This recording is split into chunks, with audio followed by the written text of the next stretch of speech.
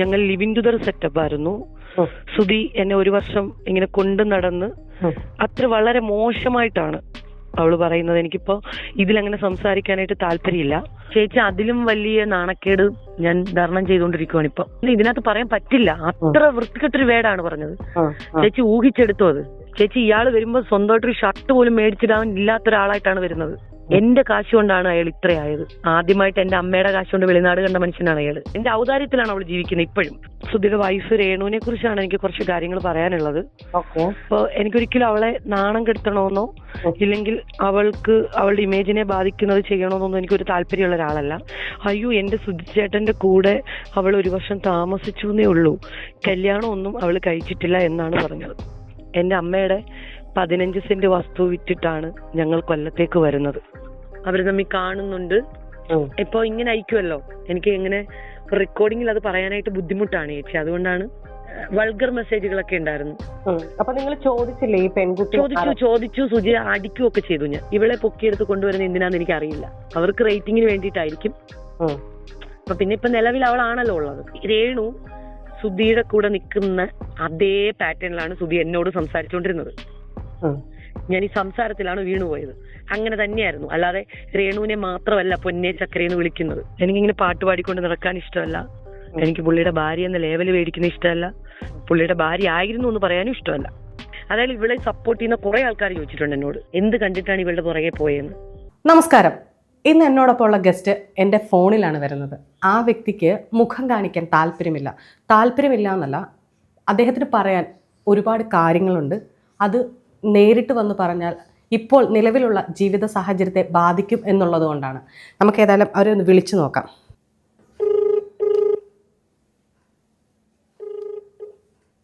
Hello, നമസ്കാരം. ഞാനിപ്പോൾ ക്യാമറയെ നോക്കി റെക്കോർഡ് ചെയ്തുകൊണ്ടിരിക്കുവാണേ. ഞാനത് എന്താണെങ്കിലും എൻ്റെ ഫോണിലും കൂടെ റെക്കോർഡ് ആക്കുകയാണ്.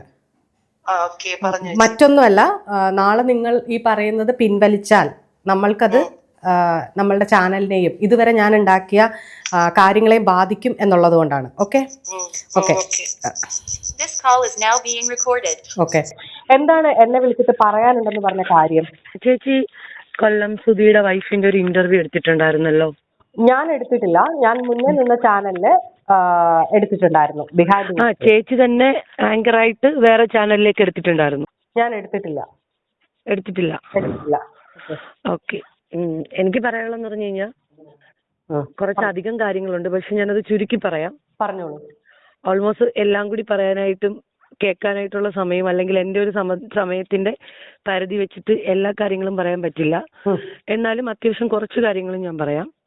എന്റെ പേര് വെളിപ്പെടുത്താനായിട്ട് എനിക്ക് താല്പര്യമില്ല. പിന്നെ ഓൾമോസ്റ്റ് എല്ലാവർക്കും എന്നെ അറിയാവുന്ന ഒരു വ്യക്തിയാണ് ഞാൻ. സുധിയുടെ വൈഫ് രേണുവിനെ കുറിച്ചാണ് എനിക്ക് കുറച്ച് കാര്യങ്ങൾ പറയാനുള്ളത്. എന്റെ ഒരു കസിൻ ചേച്ചി, അതുപോലെ എന്നെ സ്നേഹിക്കുന്ന 1-2 ചേട്ടന്മാര്. അപ്പൊ എനിക്കൊരിക്കലും അവളെ നാണം കെടുത്തണമെന്നോ ഇല്ലെങ്കിൽ അവൾക്ക് അവളുടെ ഇമേജിനെ ബാധിക്കുന്നത് ചെയ്യണമെന്നൊന്നും എനിക്കൊരു താല്പര്യമുള്ള ഒരാളല്ല. പക്ഷെ എനിക്ക് എന്റെ ലൈഫിൽ കുറെ ബുദ്ധിമുട്ടുകളും പ്രശ്നങ്ങളും വന്നത് കൊണ്ട് എനിക്കിത് പറഞ്ഞേ പറ്റത്തുള്ളൂ. 2013 സുധി എന്നെ ഒഫീഷ്യലി മാരേജ് ചെയ്യുന്നത്. ഇപ്പം നിലവിൽ സുധിയുടെ വൈഫല്ല. ഞങ്ങൾ ഡിവോഴ്സ്ഡ് ആയിട്ട് ഒരു 6-7 വർഷമായി. കൊല്ലത്ത് കോടതിയിൽ വെച്ചിട്ടായിരുന്നു ഡിവോഴ്സ്ഡ് ആയത്. അതിന് കാരണം ഈ രേണു തന്നെയാണ്. അത് ഞാൻ പറയാം.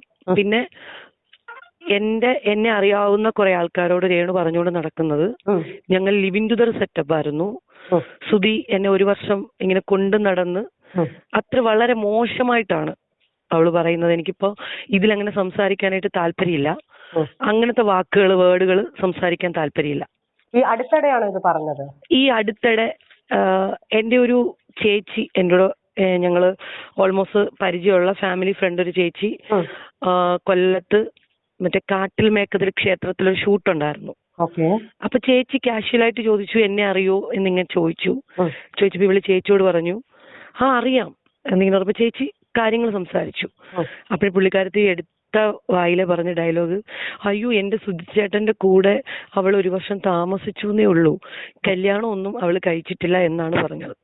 എന്റെ അമ്മയുടെ 15 സെന്റ് വസ്തു വിറ്റിട്ടാണ് ഞങ്ങൾ കൊല്ലത്തേക്ക് വരുന്നത്. അപ്പൊ എന്നെ ഫീൽഡിലേക്ക് കൊണ്ടുവന്നതും പുള്ളി തന്നെയാണ്. ഫീൽഡിൽ ഞാൻ ഓൾമോസ്റ്റ് ഉണ്ടായിരുന്നു, എന്നാൽ തന്നെയും ഫീൽഡിലേക്ക് കുറച്ചും കൂടി ബെറ്റർ ആയിട്ട് കൊണ്ടുവന്നത് പുള്ളി തന്നെയാണ്. ഫീൽഡ് എന്ന് പറയുന്നത് മിമിക്രി ആണോ, എന്തായിരുന്നു? ഞാൻ മിമിക്രി ഫീൽഡായിരുന്നു. ഞാൻ മിമിക്രി ഫീൽഡ് എന്ന് പറയുമ്പോൾ തന്നെ എന്റെ കൂടെയുള്ള കഴിഞ്ഞ വർഷങ്ങളിൽ നിന്ന് ആൾക്കാർക്ക് മൊത്തം ഇത് അറിയാവുന്ന കാര്യങ്ങളാണ്. അപ്പോഴ് അങ്ങനെയാണ് ഞങ്ങൾ മാരേജ് ചെയ്യുന്നതും. മാരേജ് ചെയ്യുമ്പോൾ ഏഷ്യൻറ്റ് നിൽക്കുമ്പോഴാണ് മാരേജ് ചെയ്യുന്നതും. പിന്നെ കോമഡി ഫെസ്റ്റിവലിലേക്ക് വന്നു. പിന്നെ കോമഡി മാസ്റ്റേഴ്സ് എന്ന് പറയുന്ന പ്രോഗ്രാമിലേക്ക് വന്നു. ഒരു നിമിഷം, നിങ്ങളുടെ മാരേജ് കഴിഞ്ഞ വർഷം ഏതാണ്? 2013 2012 ലാസ്റ്റ് ഡിസംബർ 26 ആയിരുന്നു. 2012 ലാസ്റ്റ്. ഓക്കെ. അപ്പൊ ഈ കല്യാണം നിങ്ങൾ സ്നേഹിച്ച് കല്യാണം നടന്നത് കൊല്ലം മാടന്നര ക്ഷേത്രത്തിൽ വെച്ചിട്ടായിരുന്നു കല്യാണം നടന്നത്. സുധിച്ചേട്ടന്റെ ഫ്രണ്ട്സും എന്റെ ഫാമിലിയും അവരുടെ ഫാമിലിയും എല്ലാരും കൂടി ചേർന്നിട്ടാണ് കല്യാണം നടത്തിയത്. നിങ്ങൾ പ്രേമിച്ച് കെട്ടിയതാണോ അതോ? നിങ്ങൾ പ്രേമിച്ച് കെട്ടിയതാണോ എന്ന് വെച്ചാൽ പ്രേമൊന്നും ഇല്ലായിരുന്നു. നമ്മൾ ഒരുമിച്ച് പ്രോഗ്രാം ചെയ്തുകൊണ്ട് ഇപ്പൊ കുറെ ആൾക്കാരുണ്ടല്ലോ ഇങ്ങനെ ബോറായിട്ട് സംസാരിക്കാനുള്ള കുറെ ആൾക്കാരുണ്ടായിരുന്നല്ലോ. ആ ടൈമില് ഞാൻ തന്നെയാണ് പുള്ളിയോട് ചോദിച്ചത്, ചേട്ടൻ ഇങ്ങനെ എല്ലാരും ഇങ്ങനെ ഓരോന്നൊക്കെ പറയുന്നുണ്ട്, അപ്പൊ ചേട്ടൻ നമുക്ക് കല്യാണം കഴിച്ചുകൂടെ? ഞാൻ തന്നെയാണ് ചോദിച്ചത്. ആ പുള്ളി എന്നോട് പറഞ്ഞു, നീ കൊച്ചാണ്, നീ എന്തർത്ഥത്തിലാണ് അങ്ങനെയൊക്കെ സംസാരിക്കുന്നത് എന്നോട് പുള്ളി ചോദിച്ചു തിരിച്ച്. അപ്പൊ ഞാൻ പറഞ്ഞു, ചേട്ടാ ഈ ഒരു റിയാലിറ്റി ഷോ കഴിയുമ്പോഴത്തേന് ഞാൻ വേറെ പോവും, ചേട്ടൻ വേറെ പോവും, അപ്പോഴും എന്നെ ആൾക്കാർ ആ ഒരു കണ്ണുകൊണ്ടല്ലേ കാണത്തുള്ളൂ എന്ന് ഞാൻ പുള്ളിയോട് ചോദിച്ചു.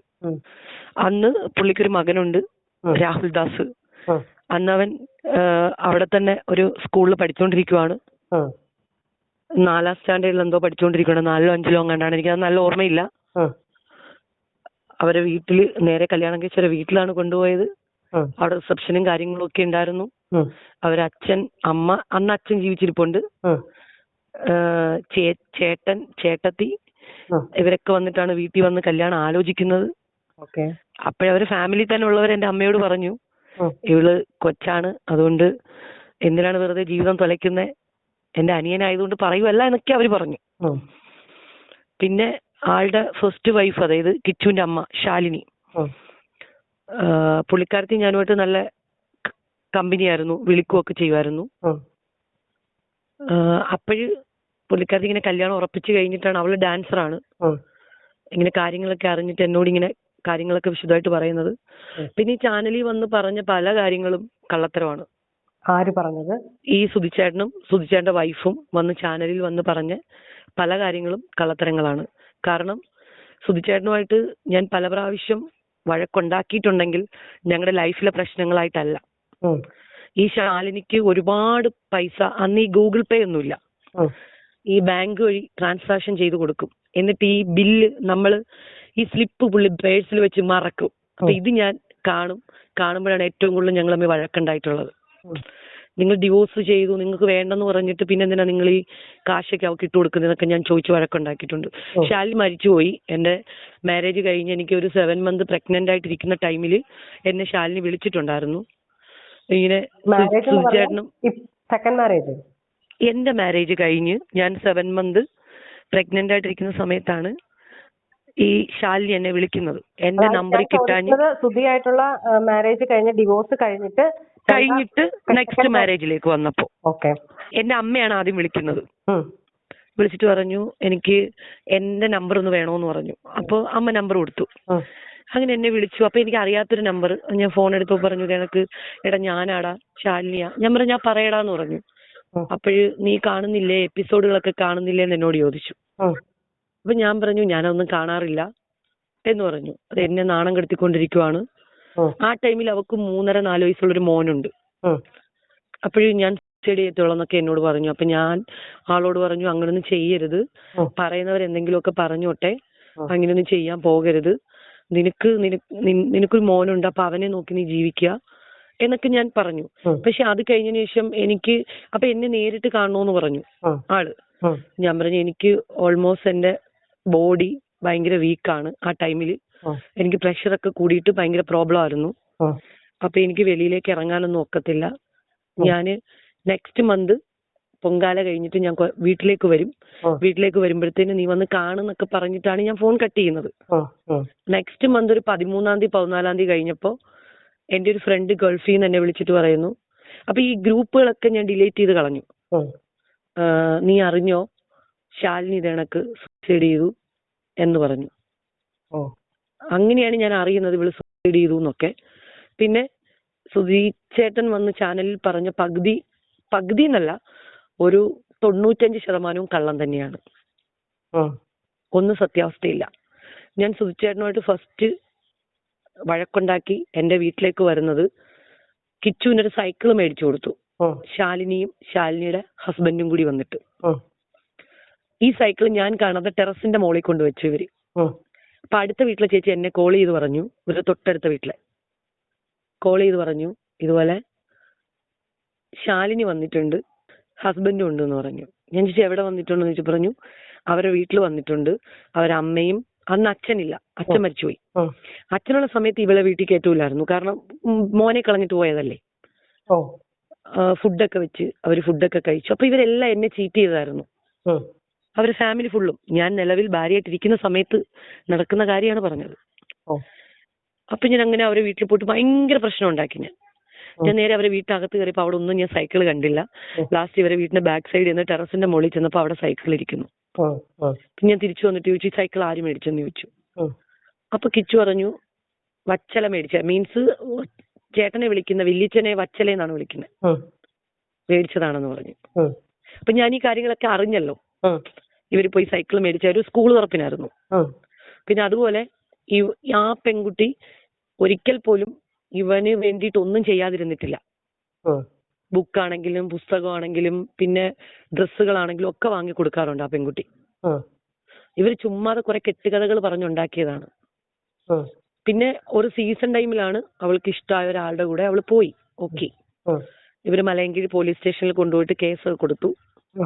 കേസ് കൊടുത്തപ്പോഴത്തേന് കുട്ടീനെ കൊണ്ടാണ് ഇവൾ ആദ്യം പോയത്. കേസ് കൊടുത്തിട്ട് കുട്ടിയെ തിരിച്ചു മേടിച്ചതാണ്. അത് കഴിഞ്ഞ് ഇവരെ വീട്ടിൽ ഏകദേശം ഒരു 1 month കാലഘട്ടം വരെയും സുധി പറഞ്ഞില്ല. സുധി പറയാതെ സ്റ്റേജുകളെല്ലാം കൊണ്ടു നടന്നു.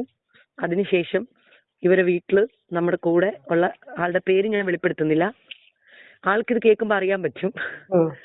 ആള് വിളിച്ചു പറഞ്ഞു, അങ്ങനെയാണ് ചേട്ടനും ചേട്ടത്തി എല്ലാരും പോയിട്ട് ഈ മോനെ എടുത്തിട്ട് വരുന്നത്.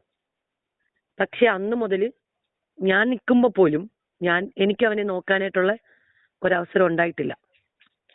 സ്വന്തം മോനെ പോലെ 2 കുട്ടികളാണ് അവർക്കുള്ളത്, പെൺകുട്ടികളാണ്. ആ കുട്ടികളെക്കാട്ട് സ്നേഹമായിട്ടാണ് ചേച്ചിയും ചേട്ടനും കൊണ്ടു നടന്നത്. സുധിച്ചേട്ടന്റെ ചേച്ചിയും ചേട്ടനും, സുധിച്ചേട്ടന്റെ ചേട്ടന്റെ വൈഫും ചേട്ടനും. അല്ലാതെ ഇവരാരും പറയുന്ന കണക്ക് അവർ ഈ കുട്ടീനെ നോക്കാതിരുന്നിട്ടില്ല. അമ്മ രാവിലെ 5 മണിയാകുമ്പോ ഉറക്കം എണീക്കും. എനിക്കൊന്നും അടുക്കള കയറാനുള്ള ഒരു കാര്യം അമ്മ ചെയ്യില്ല. അമ്മ തന്നെ എല്ലാ കാര്യങ്ങളും ചെയ്യും. ഫുഡ് ഉണ്ടാക്കും, ചോറ് വയ്ക്കും, പിന്നെ കാപ്പി ഉണ്ടാക്കി എല്ലാവർക്കും കൊടുക്കും.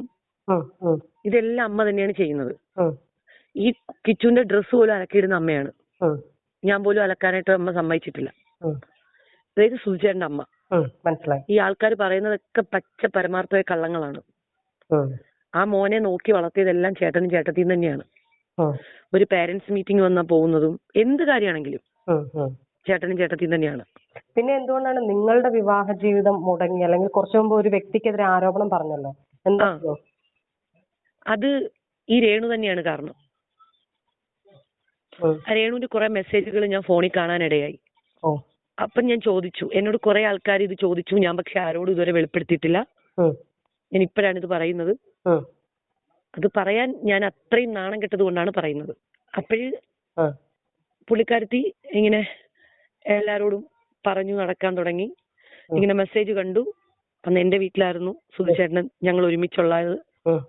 ഞാനൊരു ടീമിൽ പ്രാക്ടീസിന് പോയിട്ട് തിരിച്ചു വന്നപ്പം ഫോണിലെ മെസ്സേജുകൾ കണ്ടു. പിന്നെ സുധിച്ചേട്ടൻ ഭയങ്കര മദ്യപാനമാണ്, മദ്യത്തിന് അഡിക്റ്റ് ആയിരുന്നു പുള്ളി. നോക്കുമെന്ന് ചോദിച്ചു കഴിഞ്ഞാൽ കാശ് കിട്ടിക്കഴിഞ്ഞാൽ നന്നായിട്ട് നോക്കും പുള്ളി. കാശില്ലാന്നുണ്ടെങ്കിൽ എല്ലാരും കയ്യിൽ നിന്ന് കടം മേടിക്കും. എല്ലാരെയും വിളിച്ച് കടം മേടിച്ചെങ്കിലും പുള്ളി മദ്യപിക്കും. അങ്ങനെ ഞാൻ ഒരു ടീമിലേക്ക് റിഹേഴ്സലിന് പോയിട്ട് തിരിച്ചു വന്നപ്പം പുള്ളിക്കാരത്തിന്റെ മെസ്സേജ് കണ്ടു. അങ്ങനെ ആ മെസ്സേജുകൾ എനിക്ക് ഇപ്പോഴും ഓർമ്മയുണ്ട്, ഞാനൊന്നും മറന്നിട്ടില്ല. ഞാൻ എന്ത് ചെയ്യുന്നു ചോദിച്ചപ്പോൾ പുള്ളിക്കാരന്റെ വീട്ടിലാണ്. എന്റെ വീട്ടിൽ എന്റെ അമ്മ വെച്ച ഫുഡും കഴിച്ച് കിടന്നുറങ്ങുന്ന മനുഷ്യൻ പറയുന്നത് ഞാൻ എന്റെ വീട്ടിലാണ്. അപ്പൊ ആള് ചോദിക്കുന്നു, നിങ്ങൾ പിണക്കണോ? അല്ല, പിണങ്ങാതിരിക്കാൻ കൊണ്ടാക്കിയിരിക്കുവാണെന്നൊക്കെ പറഞ്ഞ് കുറെ ഡയലോഗും കാര്യങ്ങളും ഒക്കെ അതിനകത്ത് വന്നു. ഓ, നിങ്ങളെ കുറിച്ചാണ് ചോദിക്കുന്നത്? അതായത് എന്നെ കുറിച്ച് പുള്ളിക്കാർക്ക് ചോദിക്കുമായിരുന്നു. ഓക്കെ. അറിയാമായിരുന്നു ഇന്ന പോലെ കല്യാണം കഴിഞ്ഞതാണെന്ന് അറിയായിരുന്നു. അത് ഇതൊന്നും ഒരു കേസൊന്നും അല്ലായിരുന്നു, പല കേസുകൾ ഉണ്ടായിരുന്നു. പക്ഷെ ഇത് കുറച്ച് വൾഗറായിട്ടുള്ള മെസ്സേജുകൾ കണ്ടപ്പം അന്നാണ് എനിക്ക് വേണ്ട എന്നും പറഞ്ഞിട്ട് എന്റെ വീട്ടിൽ നിന്ന് എന്റെ പരിസരക്കാർക്കെല്ലാം അറിയാം. എന്റെ പരിസരക്കാരെല്ലാം വീട്ടിന്റെ ബഹളം കെട്ടിട്ട് വന്നു. ഞാൻ പൊക്കോളാൻ പറഞ്ഞു. അന്നാണ് ഞങ്ങള് പുള്ളി കുറെ പ്രാവശ്യം വന്നു കോംപ്രമൈസിന്. അപ്പം ചേട്ടനും ചേട്ടത്തിയൊക്കെ വിളിച്ചു ചോദിച്ചപ്പോ ഞാൻ പറഞ്ഞു എനിക്ക് വേണ്ടാന്ന് പറഞ്ഞു. എന്താണ് അത്രമാത്രം ഹേർട്ട് ചെയ്യുന്ന മെസ്സേജുകൾ? കുറെ മെസ്സേജുകൾ ഉണ്ടായിരുന്നു ചേച്ചി. ഹേർട്ട് ചെയ്യുന്ന മെസ്സേജ് എന്റെ കൂടെ കിടന്നുറങ്ങിയിട്ട് പുള്ളി പറയുന്നത്, പുള്ളി എന്റെ വീട്ടില് എന്റെ ബെഡില് എന്റെ റൂമിൽ കിടന്നുറങ്ങിയിട്ട് ഞാൻ എന്റെ വീട്ടിലും പുള്ളിയുടെ വീട്ടിലുമാണെന്നാണ് പറഞ്ഞത്. പിന്നെ പറഞ്ഞിരുന്നേ, ആളിങ്ങോട്ട് അയച്ചേക്കുന്ന മെസ്സേജ്, ചേട്ടൻ എന്നെ കണ്ടിട്ട് പോകുമ്പോ എനിക്ക് ഭയങ്കര സങ്കടമാണ്, ചേട്ടൻ എന്റെ അടുത്തുള്ളപ്പോ എനിക്ക് ഭയങ്കര സന്തോഷമാണെന്നൊക്കെ പറഞ്ഞിട്ടൊരു മെസ്സേജ് ഉണ്ടായിരുന്നു. പിന്നെ അപ്പം പുള്ളിക്കാരൻ തിരിച്ചയച്ചിരിക്കുന്നു, എന്നേക്കാളും കൂടുതൽ ഫീൽഡിൽ ആൾക്കാരുമായിട്ട് അവൾക്ക് ബന്ധമുണ്ട്. അപ്പോ ഞാൻ എവിടെ പോകുന്നു എന്തിനു പോകുന്നു എനിക്ക് കള്ളം പറഞ്ഞിട്ട് വരാൻ പറ്റില്ല. അവള് നീ ഉദ്ദേശിക്കുന്ന ഒരാളല്ല. അവൾക്ക് ചുറ്റിനും ഒരുപാട് സുഹൃത്തുക്കളുണ്ട്. കാരണം ഞാനും ഫീൽഡ് തന്നെയാണല്ലോ. കള്ളം പറഞ്ഞ് എനിക്ക് ഇറങ്ങാനൊക്കത്തില്ല എന്നൊക്കെ പറഞ്ഞിട്ട് പുള്ളി കുറെ മെസ്സേജുകൾ അയക്കുന്നുണ്ടായിരുന്നു. അവളെങ്ങാനും ഇത് അറിഞ്ഞു കഴിഞ്ഞാൽ ഭയങ്കര പ്രോബ്ലം ആവും എന്നൊക്കെ പറഞ്ഞിട്ട്. അപ്പൊ ഇവര് ആക്ച്വലി വേറെ ബന്ധങ്ങളൊക്കെ ഉണ്ടാവുമല്ലോ, അങ്ങനെയൊക്കെ അയക്കുമ്പോഴത്തേന്. അങ്ങനെയാണ് എനിക്ക് ഭയങ്കര ഹേർട്ടായിട്ട് കുറെ മെസ്സേജ് അയച്ചു. കാരണം രാവിലെ കൂടി പുള്ളിക്ക് ഉമ്മയൊക്കെ കൊടുത്തിട്ടാണ് ഞാൻ പോകുന്നത്. രാവിലെ പുള്ളി മഴവിൽ മനോരമയുടെ എന്തോ ഷൂട്ടാണ്, ഞാൻ ഓർക്കുന്നില്ല. കഴിഞ്ഞിട്ട് വന്നു, ഞാൻ റിഹേഴ്സലിന് പോട്ടെ എന്നൊക്കെ പറഞ്ഞിട്ട് ഞാൻ എന്റെ വണ്ടിയൊക്കെ അവിടെ വെച്ചിട്ട് ഞാൻ ബസ് കയറിയാണ് പോയത്. അപ്പൊ രാവിലെ പുള്ളി ഉറങ്ങിക്കിടന്നപ്പോ നമ്മൾ അത്രയും സിൻസിയർ ആയിട്ട് ഉമ്മയൊക്കെ കൊടുത്തിട്ട് പോയിട്ട് തിരിച്ചു വരുമ്പോ പുള്ളി അടിച്ച് ഫിറ്റായിട്ട് കിടന്ന് ഉറങ്ങിപ്പോയി. അപ്പോഴാണ് ഈ മെസ്സേജസ് ഒക്കെ ഞാൻ കാണുന്നത്. അപ്പൊ നമുക്ക് ഹേർട്ടല്ലേ അത്. അങ്ങനെയൊക്കെ എനിക്ക് ഭയങ്കര ഉൾക്കൊള്ളാൻ പറ്റിയില്ല. അപ്പൊ നിങ്ങളുമായിട്ട് കല്യാണം കഴിച്ചിരിക്കുമ്പോ തന്നെയാണ് ഈ വ്യക്തിയുമായി സുജിച്ചേട്ടന് ഇഷ്ടം ഉണ്ടാവുന്നത് അല്ലേ? തീർച്ചയായിട്ടും. അത് ഞങ്ങളാ ലാസ്റ്റ് ടൈമിലാണ് ഞാൻ അറിയുന്നത്. അല്ല, അപ്പം നിങ്ങൾ കരുതുന്ന ഒരു മെസ്സേജിലൂടെ മാത്രമുള്ള ഒരു ബന്ധമാണെന്നായിരുന്നോ, അതോ അതിൽ അല്ല അവർ തമ്മിൽ കാണുന്നു എന്നൊക്കെ ഉണ്ടായിരുന്നു അതില്. അവർ തമ്മിൽ കാണുന്നുണ്ട്. ഇപ്പൊ ഇങ്ങനെ അയക്കുമല്ലോ, എനിക്ക് ഇങ്ങനെ റെക്കോർഡിങ്ങിൽ അത് പറയാനായിട്ട് ബുദ്ധിമുട്ടാണ് ചേച്ചി. അതുകൊണ്ടാണ് വൾഗർ മെസ്സേജുകളൊക്കെ ഉണ്ടായിരുന്നു. ചേട്ടൻ എന്റെ അടുത്ത് വന്നിട്ട് പോകുമ്പോ, ചേട്ടാ എനിക്ക് ഭയങ്കര സങ്കടമാണ്, ഇനി എന്നാണ് ചേട്ടനെ കാണുന്നത്? അപ്പൊ പുള്ളി പറയുന്നു എനിക്കങ്ങനെ എപ്പോഴും ഒന്നും വരാനൊക്കില്ല. അപ്പൊ നിങ്ങൾ ചോദിച്ചില്ലേ ഈ പെൺകുട്ടി? ചോദിച്ചു സുജി അടിക്കുകയൊക്കെ ചെയ്തു. ഞാൻ ചോദിച്ചു. ആ ടൈമിലാണ് കോമഡി ഫെസ്റ്റിവലിൽ ഇവര് വിന്നറാകുന്നത്. വിന്നറായിട്ട് ഒരു സാംസന്റെ ആ ടൈമിൽ ഇറങ്ങിയ ഒരു ഫോണാണ് പുള്ളി മേടിച്ചത്. കുറച്ച് നല്ല കാശുള്ള ഒരു ഫോണാണത് ആയിരുന്നു. അപ്പോഴ് ഫോണൊക്കെ മേടിച്ച് ആ ഫോൺ ഞാൻ അലമാരയിലാണ് എറിഞ്ഞു പൊട്ടിക്കുന്നത്. അലമാരയുടെ ഗ്ലാസ് പൊട്ടിയിട്ട് ഈ ഫോൺ തീ കത്തി ഇങ്ങനെ ഫോണിൽ. ഏത് വർഷമായിരുന്നു നടന്നത്? ഞാന് ഏകദേശം ഒരു 5 വർഷം ഉണ്ടായിരുന്നു. 5 വർഷം ഉണ്ടായിരുന്നു. ഉണ്ടായിരുന്നു. ഓക്കെ. കുട്ടികളൊന്നും ആ സമയത്തായില്ല? ഇല്ല. അതിന് ആളുമായിട്ട് ഞാൻ എപ്പോഴും സ്റ്റണ്ടിങ്ങിലായിരുന്നു. ആള് 24 hours താമരയുടെ സ്വഭാവമാണ്. അത് ആളിനെ അറിയാവുന്നവർക്ക് അറിയാം. എന്നോട് പുള്ളിയുടെ കുറെ ഫ്രണ്ട്സ് എന്നോട് ചോദിച്ചിരുന്നു, പണ്ടുകാല ഫ്രണ്ട്സ് ഒക്കെ ചോദിച്ചിരുന്നു, എന്താണ് നിങ്ങൾ തമ്മിൽ ഡിവോഴ്സ് ആകാൻ കാരണം, എന്താണ് പ്രശ്നം? ഇപ്പോഴും എനിക്ക് കുറെ ഓപ്പർച്യൂണിറ്റി മലയാളത്തിലൊക്കെ വരുമ്പോഴും പുള്ളിയുടെ പേരാണ് ഇപ്പോഴും എന്നിൽ കിടക്കുന്നത്. അതാരെന്ന് മനസ്സിലായോ? സുധിയുടെ വൈഫാണ്, ഇങ്ങനെയാണ് പറയുന്നത്. അപ്പൊ ഞാൻ തിരുത്തിയിട്ടുണ്ട് പല സ്ഥലങ്ങളിലും. സുധിയുടെ വൈഫല്ല, ആയിരുന്നു. ഇനി എനിക്ക് ആ പേര് പറയുന്നത് ഇഷ്ടമല്ല. പല ആൾക്കാരോട് ഞാൻ പറഞ്ഞിട്ടുണ്ട്. ഇപ്പോഴും ആരാണെന്ന് ചോദിച്ചപ്പോ എന്താ മറുപടി പറഞ്ഞേ? സുധിച്ചേട്ടന് കുറെ ആരാധകരൊക്കെ ഉണ്ട്. സുധിച്ചേട്ടൻ ആദ്യം ഏറ്റില്ല, കള്ളം പറയും നന്നായിട്ട്. നമ്മൾ കണ്ടോണ്ട് ചെന്നാലും ഏക്കത്തില്ല, നല്ലപോലെ കള്ളം പറയും അയാള്. അപ്പൊ ഞാനിങ്ങനെ ചോദിച്ചപ്പോ പറഞ്ഞു അത് ഫ്രണ്ടാണ്, അങ്ങനെ എനിക്ക് ഒത്തിരി ആരാധകരുള്ളതില്ലയോ, ഞാനത് സെലിബ്രേറ്റ് അല്ലേ. ഞാൻ ശരി, അപ്പൊ നിങ്ങൾ എന്തിനാണ് ഇതിന് റിപ്ലൈ കൊടുത്തതെന്ന് ചോദിച്ചു ഞാൻ. അപ്പൊ പുള്ളി ഒന്നും പറഞ്ഞില്ല. അപ്പൊ പുള്ളി പുഴുത്ത് തെറിയാണ് വിളിക്കുന്നത്. നിലവിൽ ഈ വ്യക്തി ജീവിച്ചിരിപ്പില്ല, നമ്മൾ ഈ പറയുന്ന വ്യക്തി ജീവിച്ചിരിപ്പില്ല. അല്ല, പുള്ളിക്ക് അറിയാം. അതുമല്ല, പുള്ളി ജൂൺ 4-ാം തീയതിയാണ് മരണപ്പെടുന്നത്. പുള്ളി മെയ് 20-ാം തീയതി എന്നെ വിളിച്ചിരുന്നു. ഞാനിപ്പോ പ്രോഗ്രാം സംബന്ധമായിട്ട് ഞാൻ എറണാകുളത്തു നിന്ന് ട്രെയിനിലേക്ക് പാലക്കാട് പോയിക്കൊണ്ടിരിക്കുവാണ്. അപ്പോഴെന്നെ വിളിച്ചിരുന്നു. എന്നെ ഇത്ര വർഷത്തിനിടയ്ക്ക് വെച്ച് അപ്പോഴാണ് വിളിക്കുന്നത്. പിന്നെ എന്റെ ഹസ്ബൻഡിനോട് പുള്ളി പറഞ്ഞു എന്നെ അറിയാവോന്ന് ഹസ്ബൻഡ് ചെന്ന് ചോദിച്ചു. ചോദിച്ചപ്പം പുള്ളി പറഞ്ഞു എനിക്കറിയാം, എന്റെ വൈഫായിരുന്നു എന്ന് പറഞ്ഞു. അപ്പൊ ആൾക്കാർ ചോദിക്കും നിങ്ങളുടെ പേര് ഇതിലൊന്നും വന്നിട്ടില്ലല്ലോ എന്ന് ചോദിക്കും. അത് ഞങ്ങൾ തമ്മിലൊരു അണ്ടർസ്റ്റാൻഡിങ് ആയിരുന്നു. നാളെ നിങ്ങൾ ചിലപ്പോ ഒരു ആർട്ടിസ്റ്റ് ലെവലിൽ വലിയൊരാളാവും, ചിലപ്പോ ഞാനാകും. അതുകൊണ്ട് നമ്മളുടെ പേര് അങ്ങോട്ടും ഇങ്ങോട്ടും ഇതിൽ വലിച്ചിരിക്കാൻ പാടില്ല എന്നൊരു, ഇതിപ്പം അവള് തന്നെയാണ് അവളുടെ കുഴി തോണ്ടിയിട്ട് ഇത്ര എന്നെ കൊണ്ട് സംസാരിപ്പിച്ചത്. ഒരു കാര്യം കൂടെ, സംശയത്തിന്റെ പേരിലാണ് ചോദിക്കുന്നത്. മെസ്സേജ് കണ്ടു, നിങ്ങള് വഴക്കുണ്ടാക്കി, ഫോൺ എറിഞ്ഞു പൊട്ടിച്ചു. അന്ന് തന്നെ സുധിച്ചേട്ടൻ തിരിച്ചു വീട്ടിൽ പോയി. സുധിച്ചേട്ടൻ അന്ന് തന്നെ ഡ്രസ് എല്ലാം പാക്ക് ചെയ്ത് ഞാൻ ഇറങ്ങിക്കോളാൻ പറഞ്ഞു. അപ്പൊ അന്ന് തന്നെ സുധിച്ചേട്ടൻ വീട്ടിൽ പോയി. അതിനുശേഷം പിന്നീട് നിങ്ങൾ എത്ര നാൾ കഴിഞ്ഞിട്ടാ ഡിവോഴ്സ്? ഇപ്പം കുറെ തവണ ആളുകൾ വീട്ടിൽ നിന്ന് ഇല്ല, ആദ്യം പുള്ളി കിച്ചുനെയും കൂട്ടിയിട്ട് കുറെ പ്രാവശ്യം വീട്ടിൽ വന്നു. അത് കഴിഞ്ഞ് ഞാൻ താല്പര്യം ഇല്ലാന്ന് തന്നെ ആ ഒരു നിലപാടിൽ തന്നെ ഞാൻ നിന്നു. എനിക്ക് താല്പര്യം ഇല്ലാന്ന് തന്നെ നിലപാടിൽ നിന്നു. അത് കഴിഞ്ഞ് സുധി വീട്ടിൽ ഒത്തുതീർപ്പിന് സുധിയും കിച്ചും കൂടിയാണ് വരുന്നത് എപ്പോഴും. അപ്പൊ ഞാൻ ഇറങ്ങി വെളിയിൽ പോകും. കാരണം എനിക്ക് സംസാരിക്കാൻ കൂടി താല്പര്യം ഇല്ലായിരുന്നു. അപ്പൊ ഞാൻ ഇറങ്ങി വെളിയിൽ പോകും. പിന്നെ ഇവര് കുറെ നേരം എനിക്ക് വേണ്ടി വെയിറ്റ് ചെയ്യും. പക്ഷെ ഞാൻ പുള്ളിയൊക്കെ പോയി കഴിഞ്ഞ് ഞാൻ അമ്മയെ വിളിച്ച് ചോദിക്കും പോയോന്ന്. അപ്പൊ അമ്മയും പോയെന്ന് പറയും. അപ്പൊ ഞാൻ തിരിച്ച് വീട്ടിലേക്ക് വരും. കാരണം ഞാൻ സംസാരിക്കാനായിട്ട് സമയം കണ്ടെത്തിയിട്ടില്ല. ഒരു പക്ഷെ സംസാരിച്ചു കഴിഞ്ഞാൽ വീണ്ടും ഇതൊരു അഡ്ജസ്റ്റബിൾ ആയിട്ട് പോകും എന്നെനിക്ക് ഉറപ്പുണ്ടായത് കൊണ്ട് ഞാൻ സംസാരിക്കാൻ നിന്നിട്ടില്ല. അപ്പോഴാ സമയത്ത് ഒരു അമേരിക്കൻ ട്രിപ്പ് വന്നു പുള്ളിക്ക്. അതുവരെ ഈ രേണു എന്ന് പറയുന്ന സ്ത്രീ എന്റെ ഒരു ചേച്ചിയോട് പറഞ്ഞു. എന്റെ ചേച്ചിയാണെന്ന് നമുക്ക് അറിയില്ലായിരുന്നു, എന്റെ കസിൻ ആണെന്ന് അറിയില്ലായിരുന്നു അവർക്ക്. ഞങ്ങളൊരു പരിചയം ഉണ്ടെന്ന് മാത്രമേ ചേച്ചി പറഞ്ഞിട്ടുള്ളായിരുന്നു. ചേച്ചി ആർട്ടിസ്റ്റ് ആണ്, അതുവരെ പറഞ്ഞോളൂ. അപ്പം എന്റെ സ്വർണ്ണമൊക്കെ ഇവരെടുത്തിട്ടുണ്ടായിരുന്നു. അപ്പോഴും ഞാൻ പറഞ്ഞു എനിക്ക് 1 ലക്ഷം രൂപ വേണം, എനിക്ക് ജീവിക്കണമെന്ന് പറഞ്ഞു. എനിക്ക് പഠിക്കണമായിരുന്നു, ഞാൻ ഇടയ്ക്ക് വെച്ച് കോഴ്സൊക്കെ ഒന്നും കംപ്ലീറ്റ് ചെയ്തില്ലായിരുന്നു. അപ്പൊ എനിക്ക് ഫീസൊക്കെ അടയ്ക്കണമായിരുന്നു. അപ്പോഴെന്റെ കയ്യിൽ ഒരു മില്ലിഗ്രാം പോലും സ്വർണ്ണം ഇല്ലായിരുന്നു എന്റെ കയ്യിൽ. അപ്പൊ ഞാൻ പറഞ്ഞു ജോയിന്റ് പെറ്റീഷൻ കൊടുത്ത് എനിക്ക് 1 ലക്ഷം രൂപ വേണമെന്ന് കോടതിയിൽ പറഞ്ഞു. ചേച്ചിയോടും ചേട്ടനോടും പറഞ്ഞു. അപ്പൊ ചേച്ചി എന്നോട് എന്തിനാണെന്ന് ചോദിച്ചു. ഞാൻ പറഞ്ഞു കോഴ്സ് കംപ്ലീറ്റ് ചെയ്യാനാണെന്ന് പറഞ്ഞു. അപ്പൊ അത് കഴിഞ്ഞപ്പോഴത്തേന് കോടതിയിൽ വെച്ച് 1 ലക്ഷം രൂപ തന്നു. പുള്ളിക്ക് അന്ന് അമേരിക്കൻ ട്രിപ്പ് ഉണ്ടായിരുന്നു, എവിടെയോ ഒരു ലോങ് ട്രിപ്പ് ആയിരുന്നു, ഒരു 2 മാസമോ 3 മാസമോ എങ്ങാണ്ട്.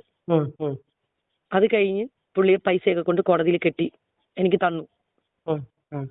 തന്നപ്പം അതുവരെ ഇവള് പറഞ്ഞു അവൾ അത്രയും നാൾ ജീവിച്ചതിന് 1 ലക്ഷം രൂപ എന്റെ ഭർത്താവിന്റെ കയ്യിൽ നിന്ന് മേടിച്ചോണ്ടാ പോയെന്നുള്ളത്. അതുവരെ ആ ചേച്ചിയോട് പറഞ്ഞു.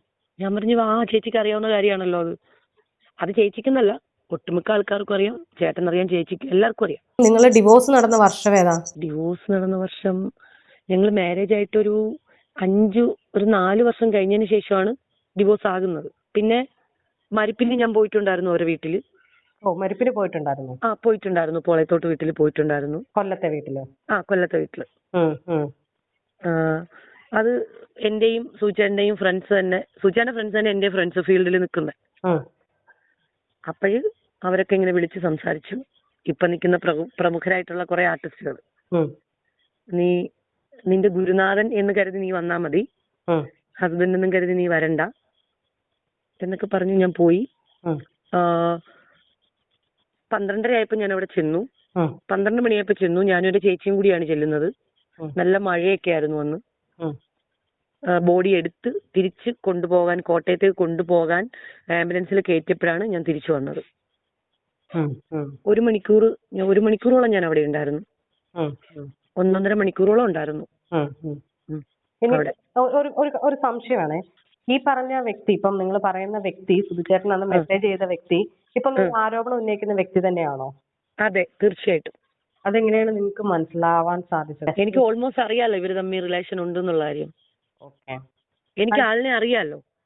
ആളിനെ അറിയാന്ന് വെച്ചാൽ ഫോട്ടോ കണ്ടിരുന്നോ? ആ, കണ്ടിരുന്നു. ഓ. എനിക്ക് അല്ലെങ്കിലും ആളിനെ അറിയാലോ. എങ്ങനെ അറിയാമായിരുന്നു? എനിക്ക് ഈ ഒരു ഇഷ്യൂസ് വരുമ്പോൾ തന്നെ എനിക്ക് അറിയാലോ. ഈ ഒരു ഇഷ്യൂസ് കാരണമാണല്ലോ നമ്മൾ പോയത്. എന്നിട്ട് ഈ ആള് കുറെ ആൾക്കാരോട് പറഞ്ഞു ഞാൻ വേറൊരാളെ ഒളിച്ചോടി പോയി എന്നൊക്കെ പറഞ്ഞു. പിന്നെ ഇതിന്റെ ഇടയിൽ വേറെ കുറച്ച് പ്രശ്നവും കൂടി വരുന്നുണ്ട്.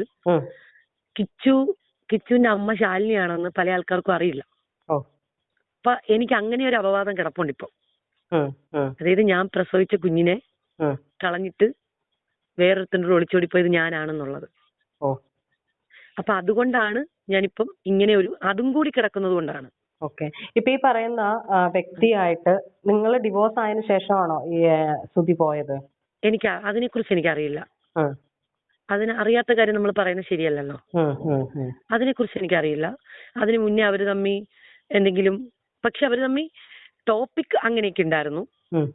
സംസാരത്തിലൂടെ എനിക്ക് മനസ്സിലായി, പക്ഷെ ഞാൻ കണ്ടിട്ടില്ല. ഓക്കെ. അപ്പം അങ്ങോട്ട് സംഭവം ഞാൻ കണ്ടിട്ടില്ല. അല്ല, ഇപ്പൊ ഈ പറയുന്ന നിങ്ങളിപ്പം ഞാനാണെങ്കിലും നിങ്ങളെ വിശ്വസിക്കുകയാണ്. ഇപ്പൊ ഈ പറയുന്ന ഓഡിയോയിൽ ഞാൻ വിശ്വസിക്കുകയാണ്. അല്ലെങ്കിൽ നമ്മൾ വേണമെങ്കിൽ ചേച്ചിക്ക് ഞാൻ സുധിയുടെ പഴയകാല ഫ്രണ്ട്സിനെ ഇപ്പൊ കോൺഫറൻസ് ഇട്ട് വേണമെങ്കിൽ തരാം, സംസാരിക്കണം എന്നുണ്ടെങ്കിൽ. അത് നമുക്ക് വരാം, അതിലേക്ക് വരാം. നിങ്ങളുടെ മാരേജ് സർട്ടിഫിക്കറ്റ്, നിങ്ങളുടെ ഡിവോഴ്സ്, ഇതൊക്കെ നമുക്ക് അവൈലബിൾ ആണ്, നെറ്റിൽ അവൈലബിൾ ആണ്. ഇനി അതല്ല, ഇങ്ങനെ ഒരു കാര്യം കൂടെ, ഈ സമയത്ത് നിങ്ങൾ മഴവിൽ മനോരമയുടെ ഒരു കോമഡി ഫെസ്റ്റിവലിൽ ഉണ്ടായിരുന്നു എന്ന് പറഞ്ഞില്ലേ? ഉണ്ടായിരുന്നു. ഞങ്ങളുടെ കല്യാണത്തിന്റെ എപ്പിസോഡ് കോമഡി സ്റ്റാർസ് സീസൺ ഫസ്റ്റില് ടീം ലാഫ്റ്റർ കേരളയിൽ നിൽക്കുന്ന എല്ലാ വ്യക്തികൾക്കും അറിയാം. ആ ടൈമിലാണ് ഞങ്ങൾക്ക് മാരേജ് നടക്കുന്നത്.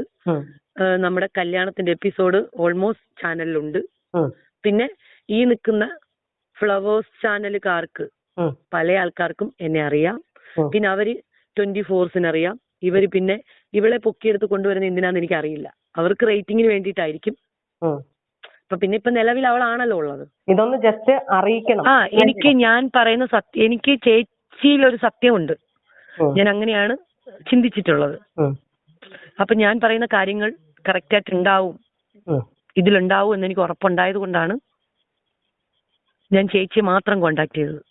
ഇനിയിപ്പോൾ നാളെ ഇതൊരു വൈറലാകും. എന്താണെങ്കിലും ഇതൊരു പ്രശ്നം ചർച്ച ചെയ്യപ്പെടും. കാരണം നിലവിൽ ആ വ്യക്തി ഭയങ്കരമായി സോഷ്യൽ മീഡിയയിൽ ഭയങ്കര തരംഗം ഉണ്ടാക്കി നിൽക്കുന്ന ഒരു സമയമുണ്ട്. ചർച്ചയാകും. ഇതിന്റെ ക്ലിപ്പിംഗ്സ് വെട്ടി പലയിടത്തും പോകും.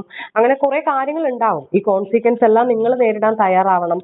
അതുപോലെ തന്നെ നാളെ ഒരു അവസരത്തിൽ എന്നോട് ഇത് പറയുവാണ്, ചേച്ചി എനിക്കിത് പറ്റില്ല, ചേച്ചി അത് ഡിലീറ്റ് ചെയ്യാൻ പറഞ്ഞാൽ, ഞാൻ ക്യാമറയുടെ മുന്നിലിരുന്നാണ് പറയുന്നത്, തീർച്ചയായും ഞാൻ പറഞ്ഞോട്ടെ, ഞാൻ ഒരു കാര്യം പോലും ഇതിൽ കള്ളം പറഞ്ഞിട്ടില്ല. അപ്പൊ ഞാൻ ആരുടെ മുമ്പിലാണ് കുനിഞ്ഞു കുമ്പിട്ട് അയ്യോ ഞാൻ പറഞ്ഞ കള്ളമാണെന്ന് പറയേണ്ട കാര്യം എന്താണ്? ഞാൻ ഈ പറഞ്ഞ സത്യമാണെന്നുള്ളത് 1000 പേരെന്റെ ചുറ്റിനും നിന്ന് പറയും. ഒരാളല്ല 2 പേരല്ല 1000 പേരെന്റെ ചുറ്റിനും നിന്ന് പറയും.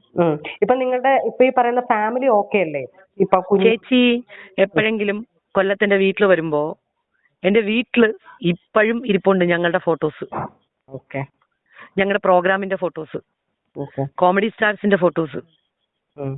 പിന്നെ കോമഡി ഫെസ്റ്റിവലിനകത്ത് സീസൺ ഫസ്റ്റില് ഇവരൊരു ഫാമിലി ഇന്റർവ്യൂ ഉണ്ട്, ജസ്റ്റ് എടുത്ത് നോക്കിയാൽ കാണാൻ പറ്റും. ഓക്കെ. നിങ്ങളുടെ ഫാമിലി, ഇപ്പോഴുള്ള നിലവിലുള്ള ഫാമിലി ഇത് സപ്പോർട്ടല്ലേ? പ്രശ്നങ്ങളൊന്നും ഉണ്ടാവില്ലല്ലോ? അതിനെക്കുറിച്ച് ഞാൻ ഒന്നും ചിന്തിക്കുന്നില്ല. കാരണം ഞാൻ ഇപ്പോഴും പറയുന്നു, നിങ്ങൾക്ക് മുന്നോട്ട് എന്തെങ്കിലും പ്രശ്നം ഉണ്ടെങ്കിൽ ഈ വീഡിയോ ഞാൻ തീർച്ചയായും ഡിലീറ്റ് ആക്കുന്നതായിരിക്കും. കാരണം ഒരാളുടെ ജീവിതത്തെക്കാൾ വലുതല്ല മറ്റൊന്നും ചിന്തിക്കുന്ന ഒരാളാണ് ഞാൻ. ചേച്ചി, അതിലും വലിയ നാണക്കേട് ഞാൻ ധാരണം ചെയ്തുകൊണ്ടിരിക്കുവാണ് ഇപ്പൊ. ഓക്കെ. കാരണം ഞാനൊരു പെൺകുട്ടിയായിട്ട് ആള് പറഞ്ഞ കാര്യമാണ് എന്നെ കൊണ്ടു നടന്ന്, അത് എനിക്ക് ഇങ്ങനെ ഇതിനകത്ത് പറയാൻ പറ്റില്ല. അത്ര വൃത്തികെട്ടൊരു വേടാണ് പറഞ്ഞത്. ചേച്ചി ഊഹിച്ചെടുത്തു. അത് കൊണ്ടു നടന്നതാണ്.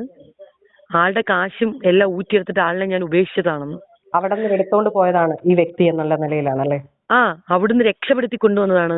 ചേച്ചി, ഇയാള് വരുമ്പോ സ്വന്തമായിട്ടൊരു ഷർട്ട് പോലും മേടിച്ചിടാൻ ഇല്ലാത്ത ഒരാളായിട്ടാണ് വരുന്നത്. ഇയാള് 0 ബാലൻസിലാണ് നിന്നത്. എന്റെ കാശ് കൊണ്ടാണ് അയാൾ ഇത്രയായത്. കൊടുത്തിട്ട് പറയുമല്ല, എനിക്കത് പറയുന്നത് ഇഷ്ടമല്ല.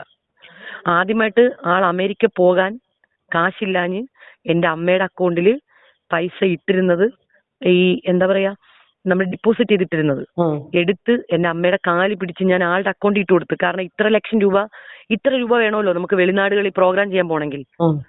ആദ്യമായിട്ട് എന്റെ അമ്മയുടെ കാശ് കൊണ്ട് വെളിനാട് കണ്ട മനുഷ്യനാണ് അയാള്. എന്താണേലും താങ്കൾ പറഞ്ഞ കാര്യങ്ങൾ ഞാൻ അപ്ലോഡ് ചെയ്യുകയാണ്. പക്ഷെ താങ്കളുടെ ഒരു വീഡിയോ കൺസെന്റ് എനിക്ക് മാത്രമായിട്ട് താങ്കൾ തരണം. അതായത് ഒരു വീഡിയോ എടുത്തിട്ട് ഞാൻ പറഞ്ഞത് സത്യമാണ്. കാരണം ഇത് എന്നെയും എന്റെ മാധ്യമ സ്ഥാപനത്തെയും ബാധിക്കുന്ന ഒരു കാര്യമാണ്. ശരിയാണ്, തെളിവുകളെല്ലാം കിടപ്പുണ്ട്. നിങ്ങൾ പറഞ്ഞ മാരേജ് സർട്ടിഫിക്കറ്റ് ഞാൻ എടുത്തിട്ടുണ്ട്. ഡിവോഴ്സിന്റെ മാത്രമാണ് എനിക്ക് കിട്ടാത്തത്. ഇതൊക്കെ എന്റെ ഉണ്ട്. അതൊക്കെ എന്റെ സേഫ്റ്റിയാണ്. ഞാൻ പറഞ്ഞത് മനസ്സിലാവുന്നുണ്ടോ? എന്തൊക്കെയാണെന്ന് പറഞ്ഞാലും നമ്മൾ ഈ പറയുന്നത് കുറച്ചു പേർക്കുള്ള ആരോപണമാണ്. ആരോപണം ഈ പറഞ്ഞ പോലെ കള്ളത്തെ നിങ്ങൾ പേടിക്കുന്നില്ല. കാരണം നിങ്ങൾ സത്യം മാത്രമാണ് പറയുന്നതെന്ന് പറയുന്നു. പക്ഷെ ഇടയ്ക്ക് നിൽക്കുന്ന ഞാനെന്ന വ്യക്തി ഇതിനെ പേടിക്കുന്നുണ്ട്. ആണെങ്കിലും ചേച്ചിക്ക് ഇതിന്റെ പേര് എന്തെങ്കിലും പ്രോബ്ലം വരുവാന്ന് ചേച്ചി എന്നെ കോൺടാക്ട് ചെയ്താൽ മതി. എനി ടൈം ചേച്ചിക്ക് എന്നെ കോൾ ചെയ്യാം. ഓക്കെ. എന്താണെങ്കിലും ഞങ്ങളോട് സംസാരിച്ചതിൽ സന്തോഷം. നിങ്ങളുടെ പ്രശ്നങ്ങളെല്ലാം പരിഹരിക്കട്ടെ, അല്ലെങ്കിൽ സമാധാനമായിട്ട് ഇരിക്കുക. ഓക്കെ. ഞാൻ പറഞ്ഞില്ല ചേച്ചി, എനിക്ക് അവളെ ഒരിക്കലും കേറി മുറിച്ച് കാണണമെന്നോ ഇല്ലെങ്കിൽ അവളെ പോസ്റ്റ്മോർട്ടം ചെയ്യണമെന്നൊന്നും എനിക്ക് താല്പര്യമില്ല. എന്നെ പോലെ ഒരു പെൺകുട്ടിയാണ് അവള്. ഭർത്താവില്ലാതെ 2 പിള്ളേരുമായിട്ട് നിൽക്കുന്ന ഒരാളാണ്. പക്ഷേ നമ്മുടെ നിലനിൽപ്പിന് വേണ്ടി നമ്മളുടെ കൂടെ നിന്ന്, അല്ലെങ്കിൽ ഓൾമോസ്റ്റ് ഇങ്ങനെ പറഞ്ഞ് അവസാനിപ്പിക്കാം. ആയിരുന്നു അവര് കല്യാണം കഴിച്ചത്, അത് ഡിവോഴ്സായി, ഞാൻ കെട്ടിയല്ലോ, കഴിഞ്ഞു, മാറ്റർ ക്ലോസ് ആയി. അങ്ങനെ പറഞ്ഞ് അവസാനിപ്പിക്കാവുന്ന ഒരു വിഷയമാണ് ഇത്തരത്തിൽ കൊണ്ടുവന്നത്. അതെ, അങ്ങനെ പറഞ്ഞ് എന്റെ കൂടെ പ്രോഗ്രാം ചെയ്യുന്നവർ പോലും അവരുടെ ചൂണ്ടുവിരളിയിൽ ഞാൻ നിർത്തി എന്നെ ചോദ്യം ചെയ്യേണ്ട അവസ്ഥ വന്നു. സെൽഫ് ഡിഗ്നിറ്റി എപ്പോഴും ബാധിച്ചാൽ നമ്മൾ അങ്ങനെയാണ്. എന്ന് വെച്ചാല് എന്നോട് അവർ പച്ചയ്ക്ക് ചോദിച്ചു ചേച്ചി, അങ്ങനെ അത്രയും വൾഗറായിട്ട് എന്നോട് ചോദിച്ചു, എന്നോട് പ്രോഗ്രാം ചെയ്യുന്നവര്. താങ്കൾ പറയുന്നോടം വരെ ഈ കാര്യങ്ങളൊന്നും അറിയില്ല, മനസ്സിലായോ? 5 വർഷം ഒരാളുടെ കൂടെ ജീവിച്ച വ്യക്തിയാണ്, ഇന്ന വ്യക്തിയുടെ കൂടെ എന്നൊക്കെ ഞാനും ആദ്യം കുറെ വണ്ടറിങ് ആയിരുന്നു, മനസ്സിലായോ? ആ സമയത്ത് നിങ്ങളുടെ ആർട്ടിസ്റ്റുകളും ഒക്കെ ആയിട്ട് ഞാനൊന്ന് കോണ്ടാക്ട് ചെയ്തിട്ടുണ്ടായിരുന്നു. അവരൊക്കെ സത്യമാണെന്നാണ് എന്നോട് പറഞ്ഞത്. അതിന്റെ അടിസ്ഥാനത്തിലാണ് ഞാനൊരു ബാക്ക്ഗ്രൗണ്ട് സ്റ്റഡി നടത്തിയതിനു ശേഷം മാത്രമാണ് താങ്കളെ പിന്നെയും കോണ്ടാക്ട് ചെയ്തത്. അപ്പൊ ചേച്ചി സ്റ്റഡി നടത്തിയപ്പോ ഞാൻ ഇങ്ങനെ ലിവിംഗ് ടുഗദർ സെറ്റപ്പിൽ ജീവിച്ചെന്നാണോ അവര് പറഞ്ഞത്? അല്ല. അപ്പൊ ആരാണ് കള്ളി അവിടെ? ഞാൻ പിന്നെ നിന്നെ പേടിക്കണേ? ആരെ പേടിക്കണം? ഇപ്പം ചേച്ചി എന്നോട് മുമ്പേ ഒരു ചോദ്യം ചോദിച്ചു, നാളെ നിന്റെ ലൈഫിൽ എന്തെങ്കിലും പ്രോബ്ലം? ഇപ്പൊ പ്രോബ്ലം ആണ് ലൈഫിൽ. കാരണം ഈ കാര്യങ്ങൾ ഇപ്പൊ അയാളുടെ ചെവിയിലെത്തിക്കഴിഞ്ഞാൽ ഇപ്പൊ നാട്ടു മൊത്തം പാട്ടായില്ലേ ഇത്? അത് നല്ല ഇമേജ് ആണോ എനിക്ക് ഉള്ളത്? ബാഡ് ഇമേജ് തന്നെയല്ലേ? അതെ. അപ്പോൾ പിന്നെ ഇതിപ്പോ ഇവിടെ ഞാൻ അവരെ വിളിച്ചിട്ടില്ല, എനിക്ക് നമ്പർ തന്നു, ഞാൻ വിളിക്കാൻ ശ്രമിച്ചിട്ടില്ല. കാരണം ഞാൻ വിളിക്കാൻ ശ്രമിച്ചു കഴിഞ്ഞാൽ അവരെ ഞാൻ ചിലപ്പോ ഭയങ്കരമായിട്ട് ഷൗട്ടി സംസാരിക്കും, ചിലപ്പോ ഞാൻ തെറിയൊക്കെ വിളിക്കേണ്ട ഒരു അവസ്ഥ വരും. പക്ഷെ അവർക്കറിയില്ല ഒരു പെണ്ണ് അനുഭവിക്കുന്ന, അല്ല അവർ ആ ഒരു പറഞ്ഞ വാക്കുകൊണ്ട് എന്തൊക്കെ ബുദ്ധിമുട്ടുകൾ അനുഭവിക്കുന്നുണ്ട്, ഇല്ലെങ്കിൽ ആരെയൊക്കെ മുമ്പിൽ ഞാനിപ്പോ തലകുനിച്ച് നിൽക്കേണ്ട ഒരു അവസ്ഥ വന്നിട്ടുണ്ടെന്ന്. കാരണം എനിക്ക് തെളിയിക്കാനായിട്ട് ഞാൻ ഇതിന് ഇറങ്ങി തിരിച്ചിട്ടില്ല. ഞാൻ ചിരിച്ചു കളയുവാണ് ആൾക്കാർ എന്നോട് ചോദിക്കുമ്പോ. ഇങ്ങനെയാണ് ഒരു കാര്യം. മെനഞ്ഞാന്ന് നിങ്ങൾ വീട്ടിൽ വന്നപ്പോഴേ സുധിയുടെ കാര്യം ഞാൻ എന്റെ അമ്മയുടെ കൊണ്ടാണോ നിങ്ങളെടുത്ത് പറയിപ്പിച്ചേ? ആണോ ഇങ്ങനെ ചോദിപ്പിച്ചത്? എന്റെ കൂടെ വർക്ക് ചെയ്യുന്ന ചേട്ടന്മാരാണിത്. ഇവര് ഡൗട്ട് അടിച്ച് എന്നോട് ചോദിച്ചു, എന്നോട് പച്ചയ്ക്ക് ചോദിച്ചവര്, നിന്നെ സുധി കുറെ നാൾ കൊണ്ടുനടന്നില്ലയോ എന്ന്. നേരെ വീട്ടിൽ വന്ന്, എന്റെ വീട്ടിലുണ്ടായിരുന്നു ഇവര്. വീട്ടിൽ വന്ന അപ്പൊ എന്റെ അമ്മയാണ് പറഞ്ഞു കൊടുത്തത്. ഞാനത് തെളിയിക്കാൻ നടന്നില്ല അവരുടെ അടുത്ത്. അവരെന്നോട് ചോദിച്ചിട്ട് ഞാൻ തെളിയിക്കാൻ നടന്നില്ല. ഇവര് മെനഞ്ഞാന്ന് വീട്ടിൽ വന്നപ്പോ ഇവർ രണ്ട് പയ്യന്മാരാണ് ഇവര്. ഞാൻ അന്നേരം ചോദിച്ചു, ഡേ നിങ്ങളിങ്ങി വന്നേ. എന്റെ അമ്മയെ വിളിച്ചിട്ട് ചോദിച്ചു, അമ്മ സുധി ഞാനും കൂടെ ലിവിംഗ് ടുഗദർ സെറ്റപ്പ് ആണോ?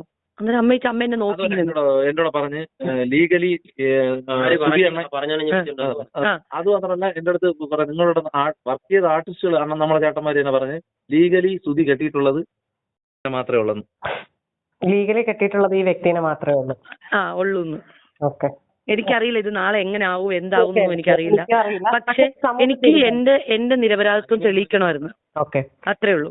എനിക്ക് എന്റെ നിരപരാധിത്വം തെളിയിക്കണം, അത്രേ ഉള്ളൂ. നാളെ എന്റെ മോൻ വളർന്ന് മേപ്പോട്ട് വരുമ്പം അവന്റെ മുമ്പിൽ നിന്ന് ആരും ചോദിക്കരുത് നിന്നെ ഇന്നാള് കൊണ്ടുനടന്നില്ലയോ, നിന്നെ ഇന്നാള് കൊണ്ടുനടന്നില്ലയോ എന്ന്. അത്രേ ഉള്ളൂ. കാരണം ഇത് ചെറിയൊരു ഇഷ്യൂസ് ആണ്. അവളിപ്പം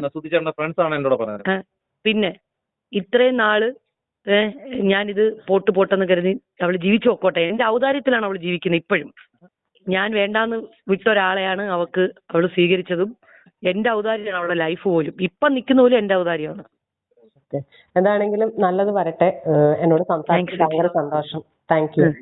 ഞാനിപ്പോൾ പുറത്തുവിടുന്ന ഈ വാർത്ത ഒരു തരത്തിലല്ലെങ്കിൽ മറ്റൊരു തരത്തിൽ സാമൂഹ്യ മാധ്യമങ്ങളിലും മാത്രമല്ല സമൂഹത്തിലും ചർച്ചയാവുന്ന ഒന്നാണ്. ഇതിൻ്റെ സത്യാവസ്ഥ, അതായത് ഇവരുടെ മാരേജ് സർട്ടിഫിക്കറ്റ് അടക്കം എൻ്റെ കയ്യിലുണ്ട്. സത്യമാണെന്ന് തോന്നിയതിന് ശേഷം മാത്രമാണ് ഞാൻ നിങ്ങൾക്ക് മുന്നിൽ ഇത് പറഞ്ഞത്. ആ വ്യക്തിക്ക് ജീവിക്കണം, അതുകൊണ്ട് മാത്രമാണ് ക്യാമറയ്ക്ക് മുന്നിൽ വരാതിരുന്നത്. ഞങ്ങൾക്കിടയിൽ സംസാരം തുടങ്ങിയിട്ട് ഏകദേശം ഒരു 3-4 മാസമായിരുന്നു. അപ്പോൾ തുടർച്ചയായി അവരനുഭവിക്കുന്ന മാനസിക പീഡനമാണ് എന്നോടും ഇപ്പോൾ കാഴ്ചക്കാരായ നിങ്ങളോടും പങ്കുവച്ചിരിക്കുന്നത്. എന്താണെങ്കിലും ഇതിലൊരു സത്യമുണ്ട്. ആ സത്യം മാത്രമാണ് പുറത്തു കൊണ്ടുവന്നത്. Thank you.